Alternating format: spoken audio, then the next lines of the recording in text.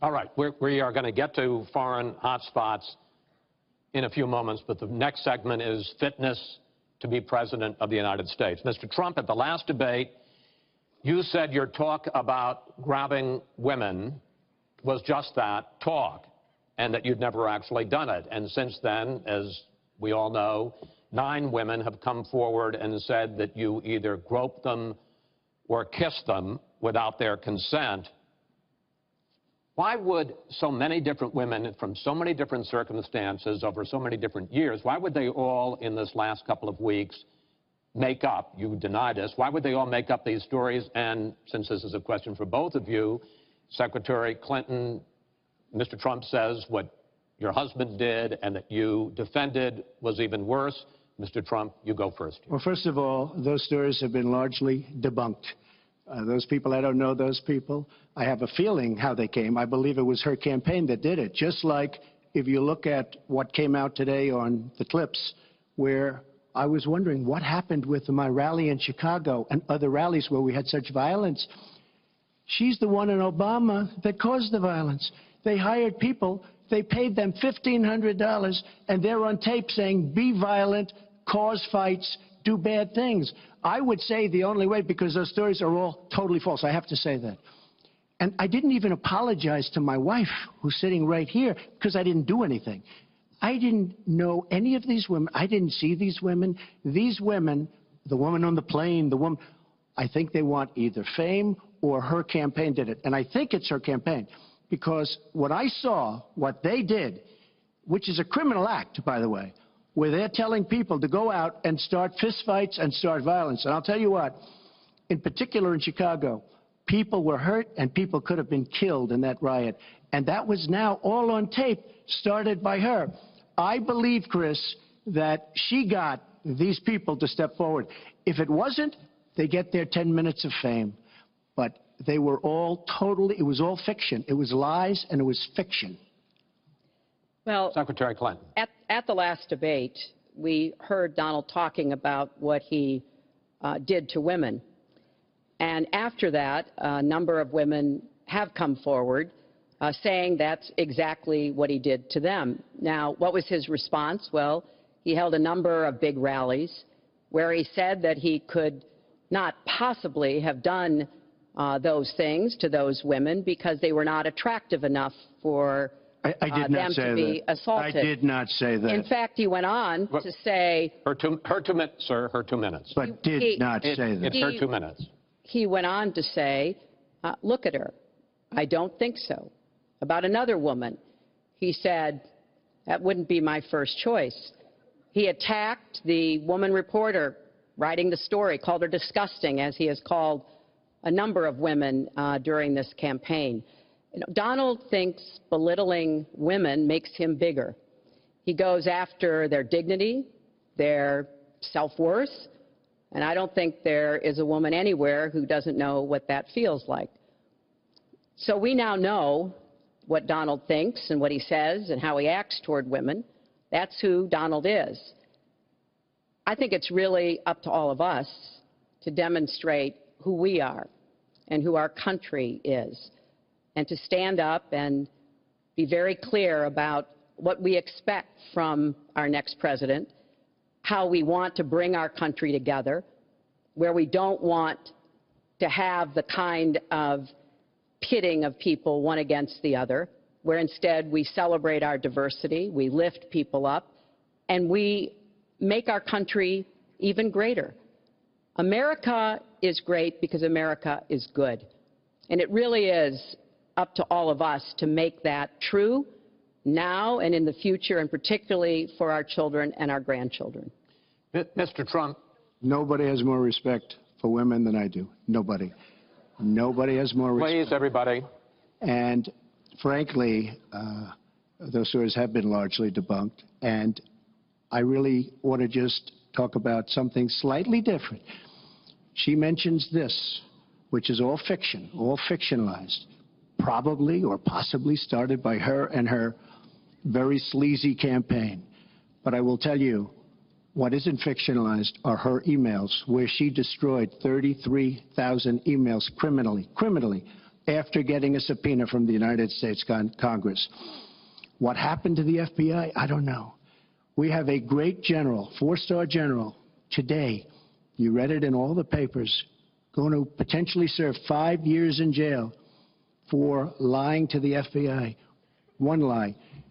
She's lied hundreds of times to the people, to Congress, and to the FBI. He's going to probably go to jail. This is a four-star general. And she gets away with it, and she can run for the presidency of the United States. That's really what you should be talking about, not fiction where somebody wants fame or where they come out of her crooked campaign. Secretary Clinton. Well, every time Donald is pushed on something which is obviously uncomfortable, like what these women are saying, he immediately goes to denying responsibility. And it's not just about women. He never apologizes or says he's sorry for anything. So we know what he has said and what he's done to women. But he also went after a disabled reporter, mocked and mimicked him on national television. He went after Mr. and Mrs. Khan, the parents of a young man who died serving our country, a Gold Star family because of their religion. He went after John McCain, a prisoner of war, said he prefers people who aren't captured. He went after a federal judge, born in Indiana, but who Donald said couldn't be trusted to try the fraud and racketeering case against Trump University because his parents were Mexican. So it's not one thing. This is a pattern of divisiveness, of a very dark and in many ways dangerous vision of our country, where he incites violence, where he applauds people who are pushing and pulling and punching at his rallies. That is not who America is. And I hope that as we move in the last weeks of this campaign, more and more people will understand what's at stake in this election. It really does come down to what kind of country we are going to have. So sad when she talks about violence at my rallies, and she caused the violence. It's on tape. The other things are false, but honestly, I'd love to talk about getting rid of ISIS, and I'd love to talk about other things. Okay. But those other charges, as she knows, are false. In this bucket about fitness to be president, there's been a lot of developments over the last 10 days since the last debate.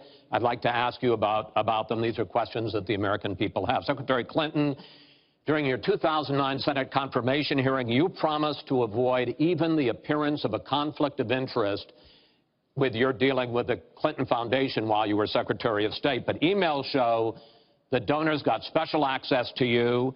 Those seeking grants for Haiti relief were considered separately from non-donors, and some of those donors got government contracts, taxpayer money. Can you really say that you kept your pledge to that Senate committee? And why isn't what happened and what went on between you and the Clinton Foundation, why isn't it what Mr. Trump calls pay to play? Well, everything I did as Secretary of State was in furtherance of our country's interests and our values. The State Department has said that. I think that's been proven. But I am happy. In fact, I'm thrilled to talk about the Clinton Foundation because it is a world-renowned charity. And I am so proud of the work that it does. You know, I could talk for the rest of the debate. I know I don't have the time to do that. But just briefly, the Clinton Foundation made it possible for 11 million people around the world with HIV/AIDS to afford treatment, and that's about half of all the people in the world who are getting treatment. In partnership with the American Health Association, we have made environments in schools healthier for kids, including healthier lunches. Respectfully, this is an open discussion. Well, it is an open discussion. I understand, and the specific question went to pay for play. Do you want to talk about that? But there is no evidence, but there is a lot of evidence about the very good work and it's a criminal enterprise, and so many people know it. It's a criminal enterprise. Saudi Arabia giving $25 million, Qatar, all of these countries. You talk about women and women's rights. So these are people that push gays off buildings. These are people that kill women and treat women horribly, and yet you take their money. So I'd like to ask you right now, why don't you give back the money that you've taken from certain countries that treat certain groups of people so horribly? Why don't you give back the money? I think it would be a great gesture. Well, because she takes a tremendous amount of money, and you take a look at the people of Haiti. I was at a little Haiti the other day in Florida, and I want to tell you, they hate the Clintons, because what's happened in Haiti with the Clinton Foundation is a disgrace. And you know it, and they know it, and everybody knows it. Secretary well, Clinton. very quickly, we at the Clinton Foundation spend 90% of all the money that is donated on behalf of programs of people around the world and in our own country. I'm very proud of that. We have the highest rating from the watchdogs that follow foundations, and I'd be happy to compare what we do with the Trump Foundation, which took money from other people and bought a 6-foot portrait of Donald. I mean, who does that? It just was astonishing. But when it comes to Haiti, Haiti is the poorest country in our hemisphere. The earthquake and the hurricanes, it has devastated Haiti. Bill and I have been involved in trying to help Haiti for many years. The Clinton Foundation raised $30 million to help Haiti after the catastrophic earthquake and all of the terrible problems the people there had. We've done things to help small businesses, agriculture, and so much else. And we're going to keep working to help Haiti because it's an important part of the American They don't want you to help them anymore. I'd like to mention one thing. Trump Foundation, small foundation. People contribute. I contribute. The money goes 100% goes to different charities, including a lot of military.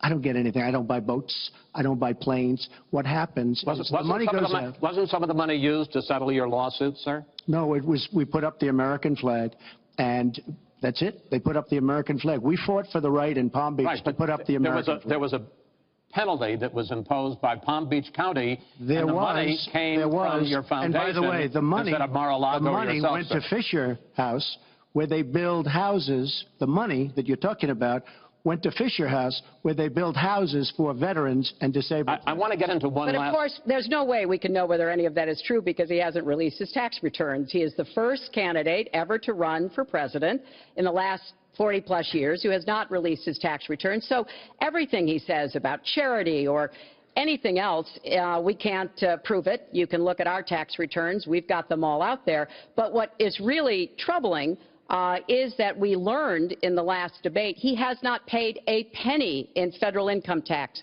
And we were talking about immigrants a few minutes ago, Chris. You know, half of all immigrants, undocumented immigrants in our country, actually pay federal income tax. So we have undocumented immigrants in America who are paying more federal income tax than a billionaire. I find that let me just tell you very astonishing. Simply, we're entitled, because of the laws that people like her pass, to take massive amounts of depreciation and other charges, and we do it.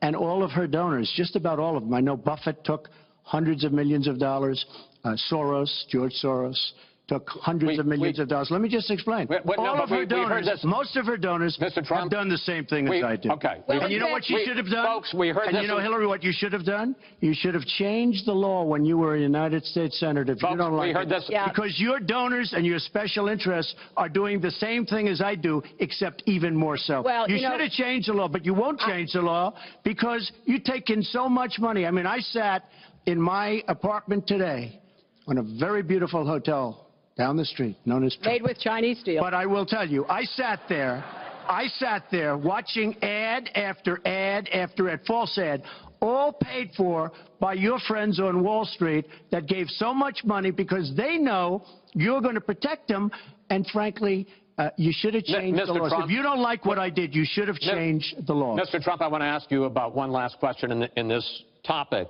You have been warning at rallies recently that this election is rigged and that Hillary Clinton is in the process of trying to steal it from you.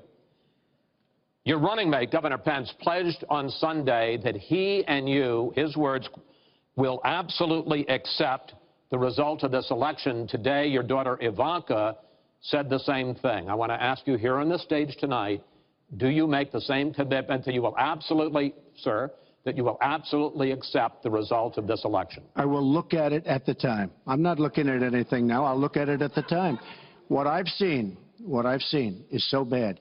First of all, the media is so dishonest and so corrupt, and the pile-on is so amazing.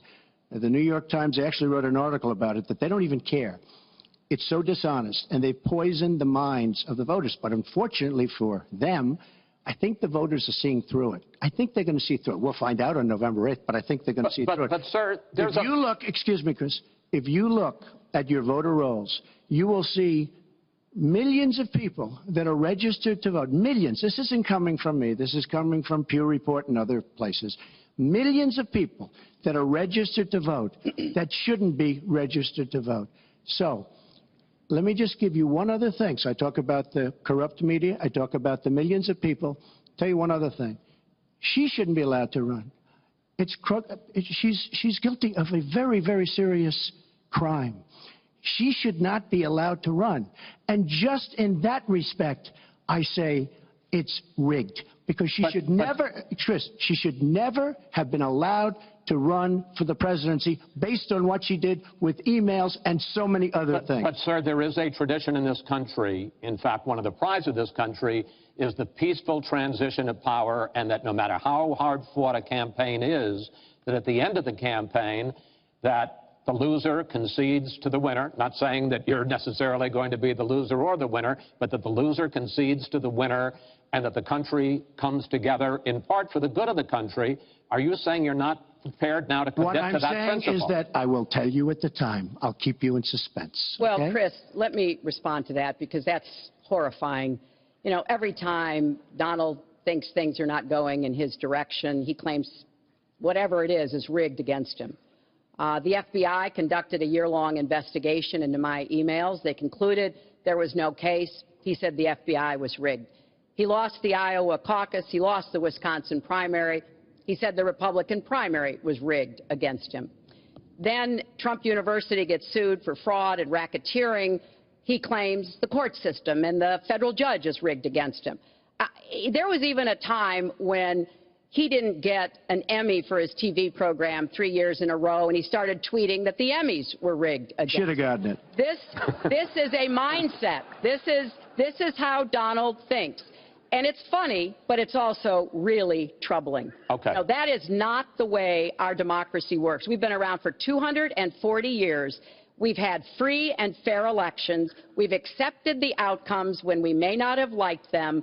And that is what must be expected of anyone standing on a debate stage during a general election. You know, President Obama said the other day, when you're whining before the game is even finished, it just shows you're not up to doing the job. And let's be clear about what he is saying and what that means. He is denigrating, he's talking down our democracy. And I, for one, am appalled that somebody who is the nominee of one of our two major parties would take that kind of position. I think what the FBI did and what the Department of Justice did, including meeting with her husband, the Attorney General, in the back of an airplane on the tarmac in Arizona, I think it's disgraceful. I think it's a disgrace. All right. I think we've never had a situation so bad in this country. Hold on, folks.